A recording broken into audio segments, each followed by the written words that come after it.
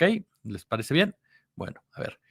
La presidenta de México, Claudia Sheinbaum, dijo esta mañana que la Secretaría de Educación Pública no firmó un acuerdo con la industria de la chatarra dentro del programa Vida Saludable y aseguró que Coca-Cola hace daño, como una forma de distanciarse de las empresas a las que se les atribuye el haber provocado una epidemia de obesidad en México. Así es, son responsables estas empresas de provocar esa epidemia de obesidad en México. Se han llevado años y años y años inyectando millonarios recursos para quitarse esas responsabilidades, pero el peso específico que tuvieron durante los sexenios de Fox, de Calderón y de Peña Nieto, que son los sexenios en donde se incrementó la obesidad y la diabetes en nuestro país, va de la mano con ventajas que a estos productos se les dieron para poder publicitarse hasta la saciedad y facilidades en el acceso precisamente hacia los más pequeños, hacia los niños.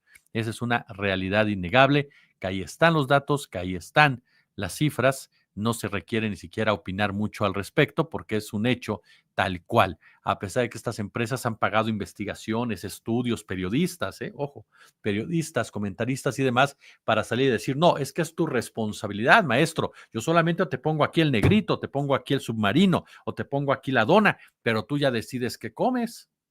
Claro, te bombardeo todo el tiempo diciéndote que es deliciosa esta dona, que este negrito te va a dar energía, que este submarino está muy bien y aparte es para lo único que te alcanza.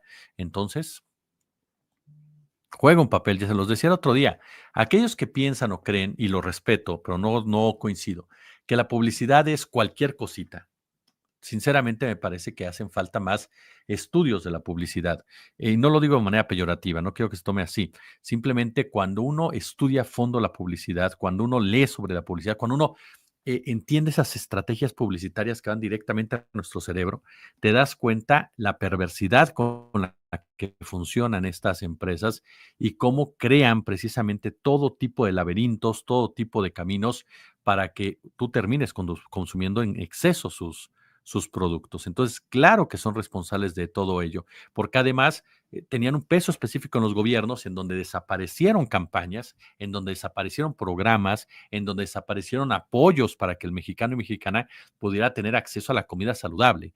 Entonces, eso lo desaparecieron los gobiernos por presiones de esas empresas, porque esos gobiernos dependían de esas empresas. Fox era un gerente de Coca-Cola. Ajá. Nestlé le metió lana a la campaña de Calderón, ni hablar de la relación que todos estos grupos tenían con Peña Nieto, partido de Televisa, que son sus patrocinadores. Entonces, estamos hablando precisamente de gobiernos que cedieron completamente el terreno, que cedieron completamente el escenario para que estas empresas se enriquecieran a costa de la salud de los mexicanos.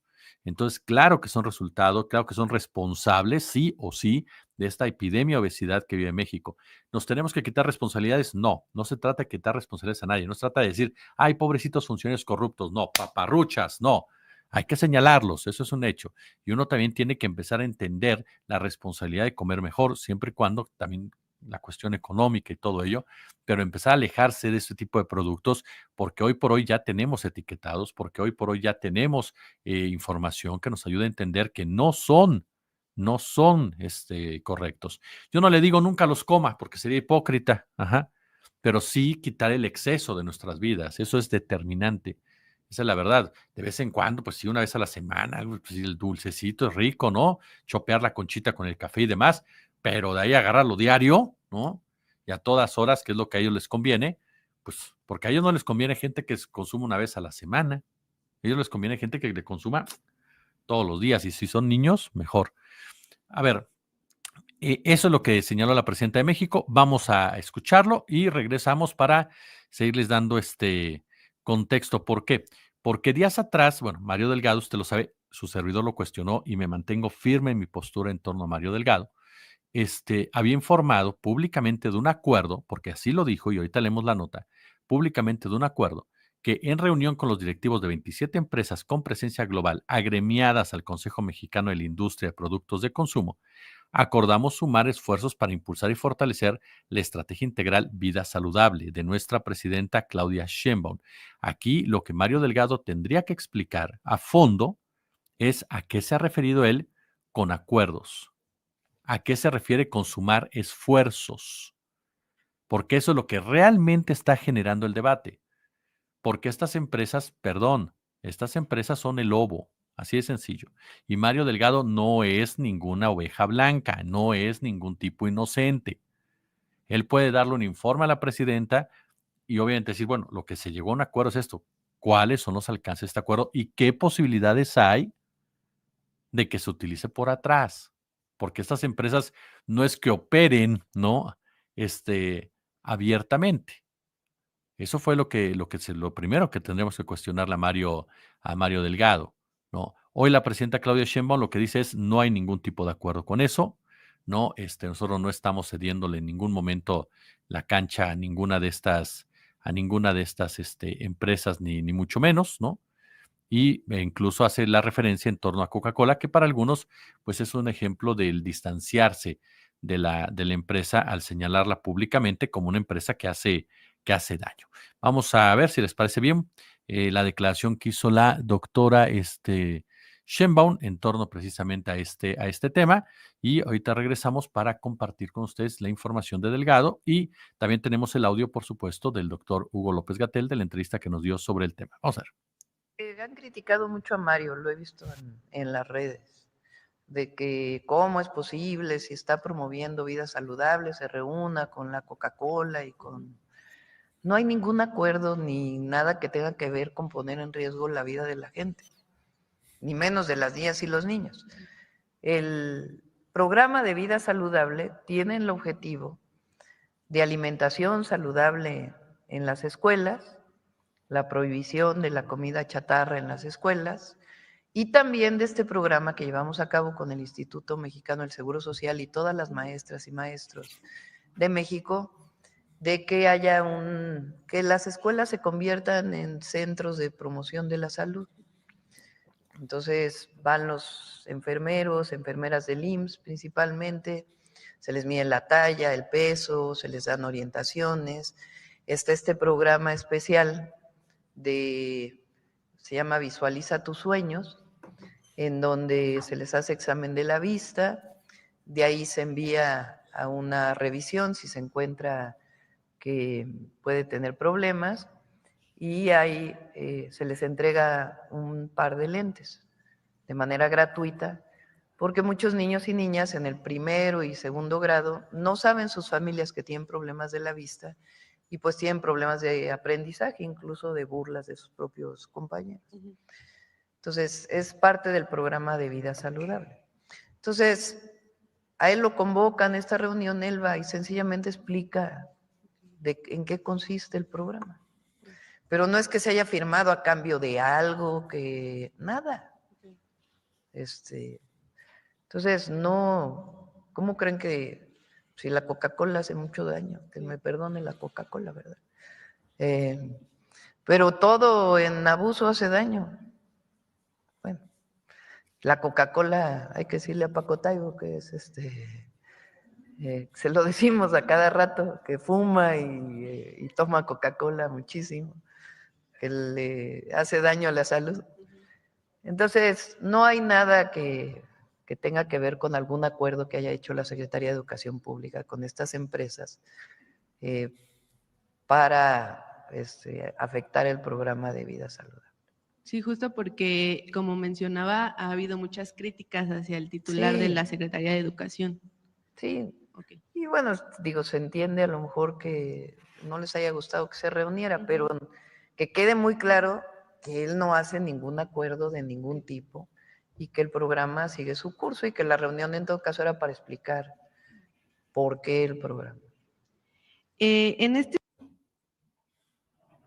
Bien, eso es lo que declara la presidenta de la República. Él no hace acuerdo de ningún tipo, desvalorando en un momento dado la postura de Delgado. Y tiene razón, a Delgado hay que tenerlo muy claro. Ahora, aquí hay un factor muy interesante que analizar, porque a final de cuentas es como les decía con el caso del alcalde de Matamoros, que dice, a mí no me quitaron mi visa, otros medios dicen que sí se la quitaron.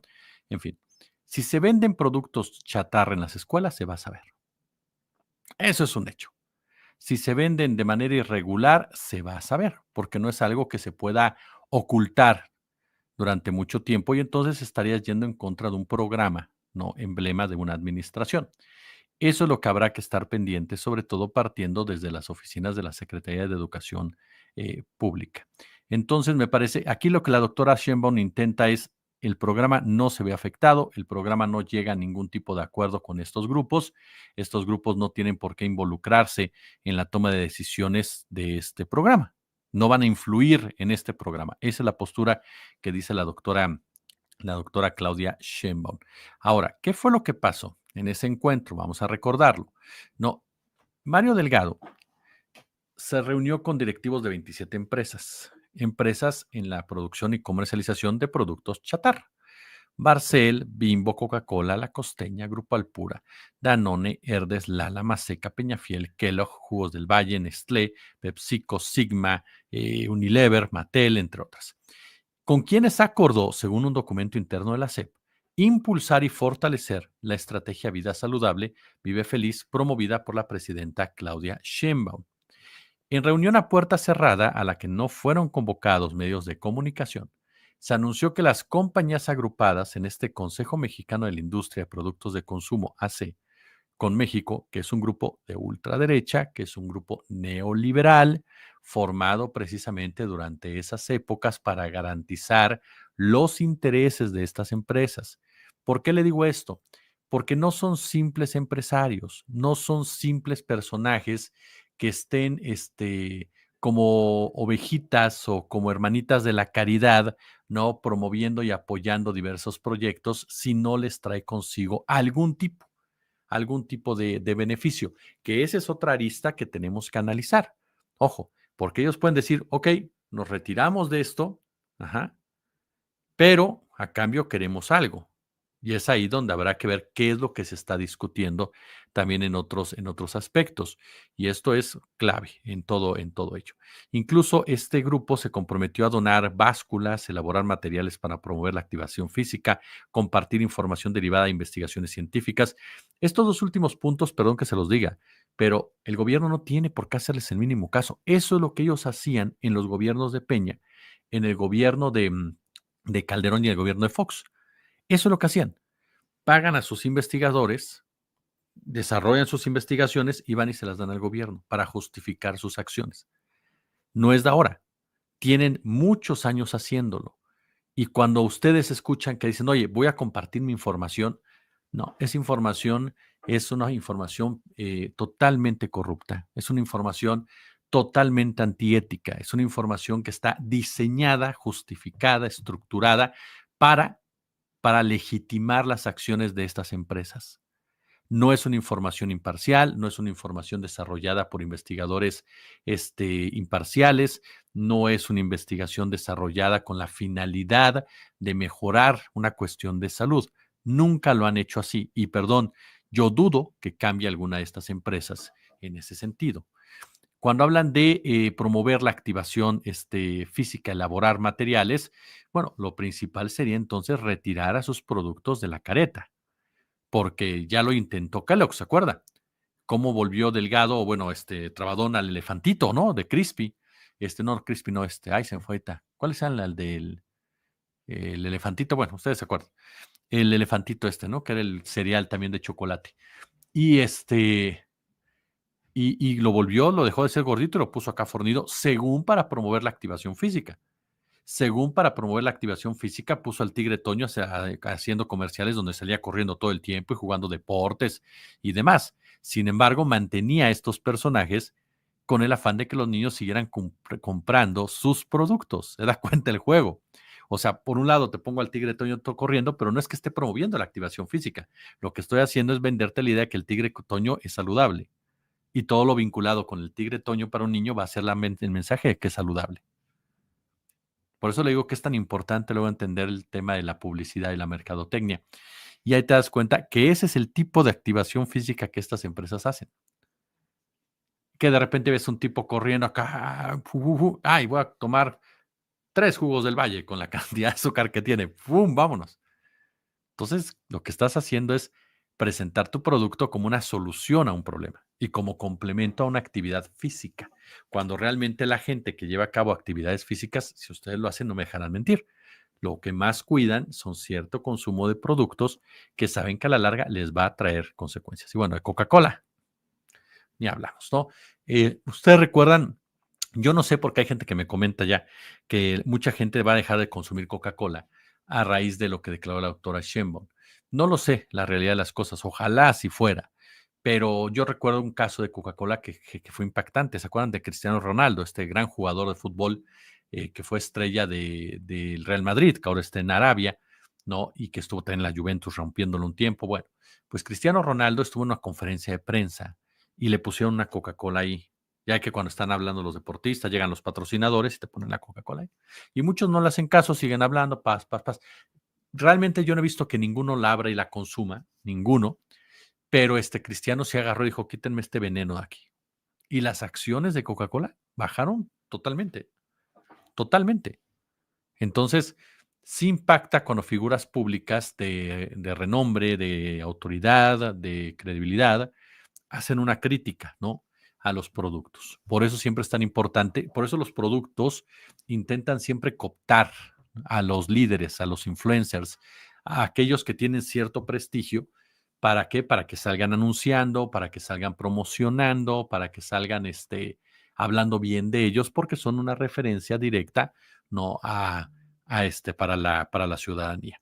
Bueno, Delgado en ese momento afirmó ante los líderes empresariales de la industria de los productos ultraprocesados que el enfoque principal de la estrategia es educativo. Ojo con estas palabras, y no impositivo. Por su parte, los representantes destacaron la relevancia de la iniciativa y manifestaron su firme compromiso con el desarrollo integral de la niñez mexicana. Perdón, yo no les creo. A lo mejor entre ustedes hay gente que sí les creo, todos ustedes lo creen y yo se los respeto. Yo no les creo. No les creo porque, insisto, las empresas de ese tamaño no son humanas, no tienen un concepto humanista. ¿Qué más? Bueno, hablaron de una convicción en ese momento. Delgado habló de la importancia de sumar voluntades entre el gobierno y la iniciativa privada, ojo con esto, para combatir el sedentarismo, la mala alimentación y otros factores que afectan la salud de los alumnos, así como también la población en general.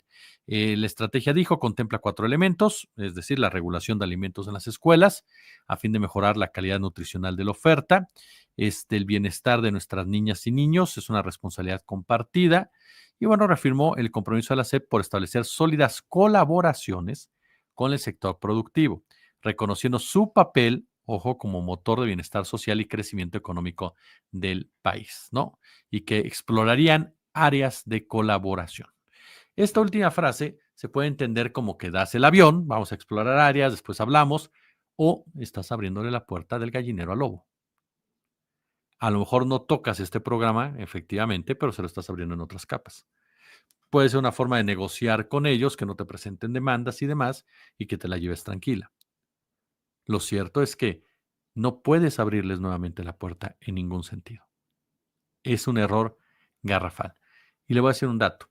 Y esto es de este dato, y ahorita vamos a escuchar la declaración que nos dio en entrevista en su momento el doctor Hugo López Gatell. Hay un grupo en el gobierno, y eso lo sabemos desde el principio, ¿no?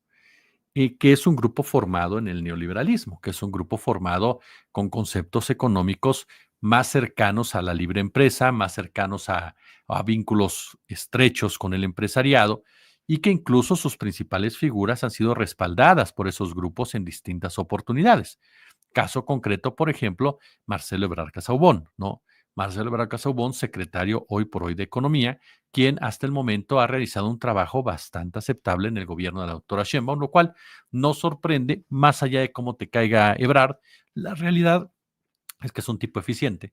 Entonces, hasta el momento ha sabido operar. Sin embargo, Ebrard es un hombre, lo hemos dicho en otras oportunidades, que el ego le gana. El ego le gana a Ebrard. Difícilmente Ebrard logra controlar ese gusto por la importancia, ¿no? Por destacar lo que él hace en el marco de un trabajo de equipo. Con el presidente López Obrador era muy diferente, porque con López Obrador Ebrard se cuadraba. Esa es la realidad de las cosas. Con López Obrador Ebrard no se atrevía ni a levantar la voz, así de simple, ¿no? Con Claudia han tenido sus diferencias desde un principio cuando ambos aspiraban a la candidatura presidencial de Morena. Posteriormente, esas diferencias uno pensó que se quedaron solventadas o superadas a raíz de quebrar, a que decidió aceptar la invitación de incorporarse al gobierno de Claudia Sheinbaum, sabiendo que como secretario de Estado responde a las directrices de la presidencia de la República. Y a partir de ahí, Ebrard pues ha estado llevando a cabo un trabajo que va coordinado con la presidencia. ¿Es un hombre que aspira a la presidencia de la República? Sin duda. Ebrard tendrá 70 años, me parece, en el 2030, lo cual no le impediría, no, depende cómo se mantenga en salud, pero no le impediría buscar la primera magistratura del país, aunque desde mi punto de vista, le soy muy honesto, las posibilidades de que él, Adán Augusto, Ricardo Monreal, alcanzaran la primera magistratura, de verdad yo sí las veo muy reducidas. O sea, yo creo que su oportunidad fue el año pasado, no lo tuvieron y se acabó. Me parece que ya no tendrían ni la edad y estarían demasiado desgastados políticamente, mediáticamente, como para poder aspirar a ser competitivos. Claro, tú puedes ser como Muñoz Ledo, ¿no? Que se lanzó como candidato del PARM y se lanzó cuantas veces quiso. Pero otra cosa es que realmente seas competitivo. ¿Por qué pongo a Ebrard en toda esta ecuación? No creo que me estoy yendo por la tangente, sino porque Ebrard, junto con Mario Delgado, son personajes que tienen esa relación con las empresas. Y ya en otra ocasión, Alejandro Calvillo, así como también el doctor Hugo López Gatell, habían hablado que desde la Secretaría de Economía se estaban tomando decisiones sumamente polémicas que estaban generando ya molestia entre distintos activistas porque iban en contra de lo que se había logrado durante el gobierno de Andrés Manuel López Obrador. Una de ellas, por ejemplo, es el tema de los anuncios en los medios privados, en los medios públicos, de los contenidos de producto chatarra. La protección que hay en la actualidad es de 5 horas entre semana y los fines de semana es de 12 horas. Sin embargo, hay una propuesta que pretende reducirla a solo 2 horas diarias. Ojo con este detalle. Ya hablamos de la trascendencia y la importancia de la publicidad. El documento fue presentado en un momento dado, como si la COFEPRIS lo hubiera elaborado, pero la misma institución decidió retirarlo días después. Es decir, sí lo hizo la COFEPRIS, no lo hizo la COFEPRIS. ¿Quién le pidió que lo bajara? ¿Quién fue quien dijo, a ver, no, por ahí no? ¿Se da cuenta? Es a lo que voy. Estas diferencias de opinión, desde mi punto de vista, obvias y lógicas, en cualquier administración con diferentes intereses, y lo importante no es que se presente, lo importante es que pasa al final. Ese es mi punto de siempre. Por eso hay gente que me dice, es que tú, nada, estás defendiendo a Sheinbaum. No, es que yo soy de la idea que tienes que ver qué se aplica al final. Y luego hay que ver el ruido. Y en ese sentido aquí se trató de hacer, se echó para atrás. Sin embargo, se echó para atrás cuando empezaron las denuncias. Cuando la denuncia llegó a oídos superiores. Pasó lo mismo con el tema del maíz transgénico, ¿se acuerda? Ya lo habían movido, ¿para qué? Para que pudiera entrar todo tipo de productos. Nancy Flores fue y le dijo a la presidenta, oiga, está pasando esto. Revísenlo y lo echaron para atrás. Es decir, no falta esa mano negra que de repente aparece, acomoda todo ahí esperando que no pase nada. Y si no es por periodistas o activistas o la clase política que está en contra de esos actos, la aplican. Pasó con Pedro Aces, ¿se acuerda? Y del cobro diferenciado, ¿no? De las deudas bancarias, que el tipo otra vez lo quiso volver a pasar y después no tuvo el valor de reconocer que él fue quien lo propuso como lo había hecho antes, cuando se lo vetó López Obrador. Ahora que se lo vetó Sheinbaum, también dijo, no, yo no fui. Todo el mundo sabe que fue él. Pero ¿por qué lo hizo ahí en lo oscurito y como vamos a probar esto? Porque tiene vínculos con los bancos. Entonces, siempre hay esos intereses por parte de estos grupos. Y hay un detalle más que, que es muy importante. La decisión de la Secretaría de Economía de suspender la tercera etapa del etiquetado frontal de advertencia, que es una política reconocida por la Organización Mundial de la Salud, ¿no? Y que se basó toda en una evaluación conjunta precisamente con la COFEPRIS. Entonces, ¿se está tratando desde la economía, sí o no, de detener el tema del etiquetado? Y el que lo estaría haciendo, y ojo, sobre esta decisión de retirar el candado de los horarios también provino, se lo digo porque nos lo comentó en una entrevista el doctor López Gatell, provino de Secretaría de Economía. Entonces, sí hay una presión de estas empresas, ya han encontrado en este grupo de Delgado, de Ebrard, al grupo con el cual ellos tienen un vínculo, con el cual ellos se pueden entender y con el cual vas a tener que vas a tener desde que negociar hasta que imponer. El poder económico no es cualquier poder, entendamos también eso. El poder económico es un poder que somete, es un poder que le gusta que las cosas se hagan a su forma. Con López Obrador eso cambió. Sí o sí, aunque haya mucha gente que te diga, no, mira, que los banqueros ganaron, que hubo muchas cosas que López Obrador puso en paz. Y lo más importante fue el rompimiento, no fractura, no enfrentamiento, porque tampoco fue algo que buscó López Obrador, pero sí separar al poder político del poder económico, algo que logró.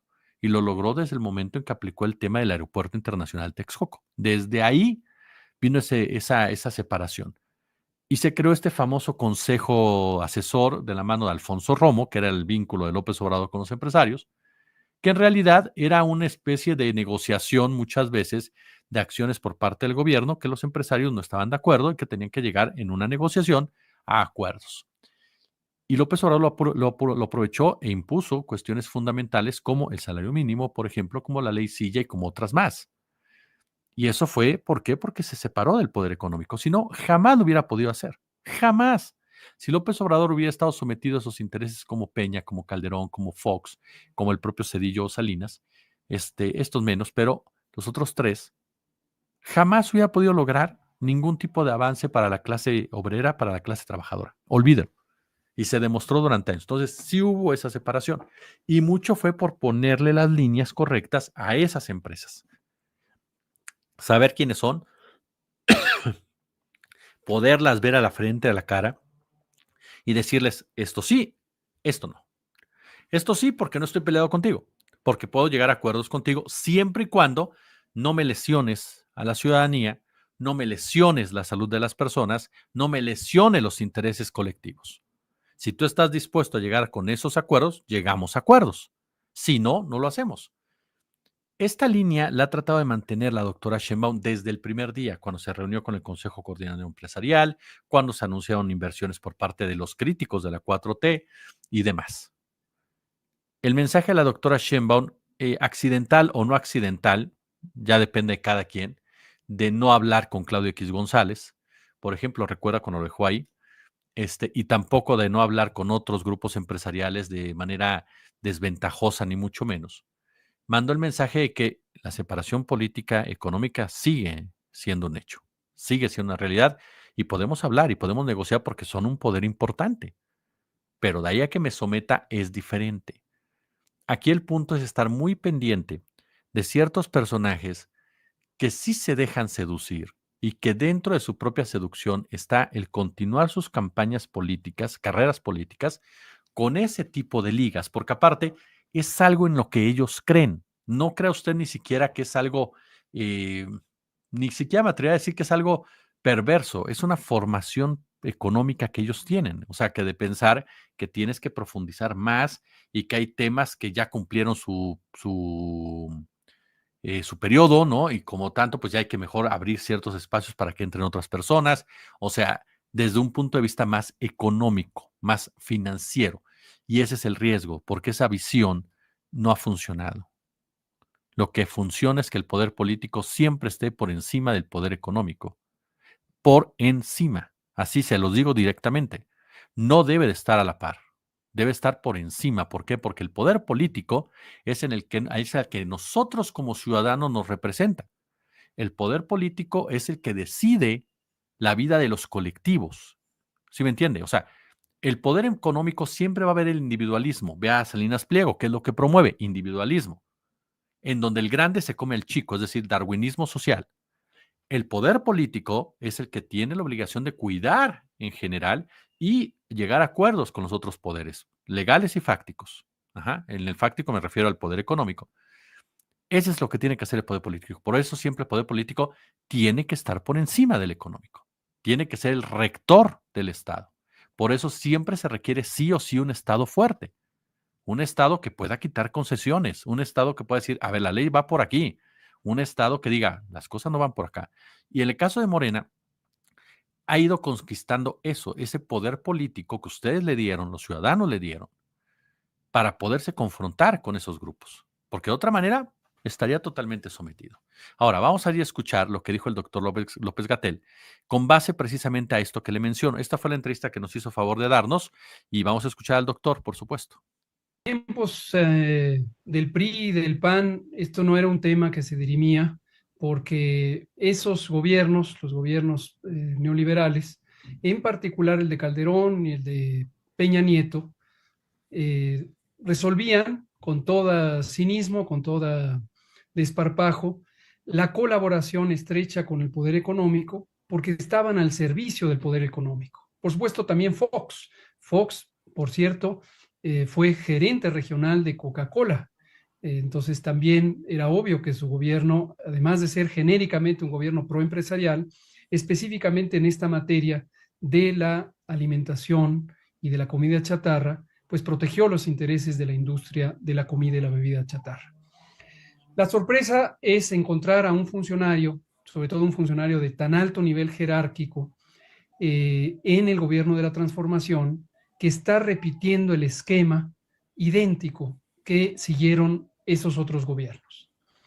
Decimos que es idéntico porque es no solamente el ejercicio de acercamiento a las empresas que tienen un conflicto de interés inescapable, porque son las empresas que fabrican los productos que dañan la salud, que es precisamente de los productos que se quiere proteger a la población mexicana.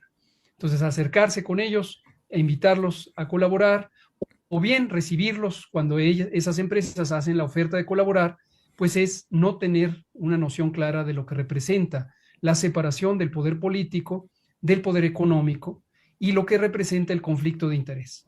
Y aquí, dicho sea de paso, quiero hacer referencia que el primer planteamiento que estoy haciendo, separar al poder político del económico, es exactamente lo que en su momento el expresidente Andrés Manuel López Obrador dijo desde su discurso de toma de posesión y lo sostuvo durante todo su gobierno, esta noción y esta práctica de separar al poder político del poder económico para que el poder político, el poder público, que tiene su autoridad como un efecto de ser la representación de la soberanía del pueblo, pueda ejercer su obligación. Y su obligación en términos éticos, en términos políticos, pero además en términos constitucionales y legales, es proteger, promover y defender el interés público, no el interés de pequeños grupos, no el interés de corporaciones.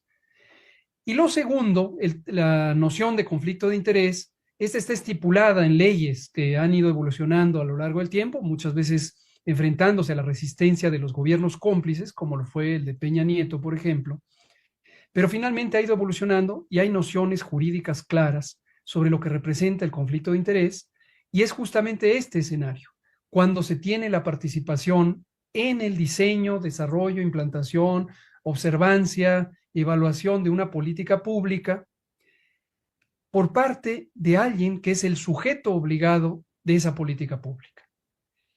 Pensar en que las empresas fabricantes de la comida chatarra sean copartícipes de un programa como este, Vive Feliz, Vive Saludable, que nació a partir de la reforma a la Ley General de Educación, en la que se estipula que se establezcan entornos saludables en los que no puede caber la comida chatarra, ni la bebida chatarra, ni su publicidad, en los que debe haber abastecimiento suficiente de agua potable, no puede ser que se incluya a quienes son los perpetradores, a quienes inundan los espacios escolares con los productos claramente identificados por la ciencia como el motor principal de las epidemias de obesidad, sobrepeso, diabetes, hipertensión, enfermedad cardio y neurovascular, múltiples cánceres.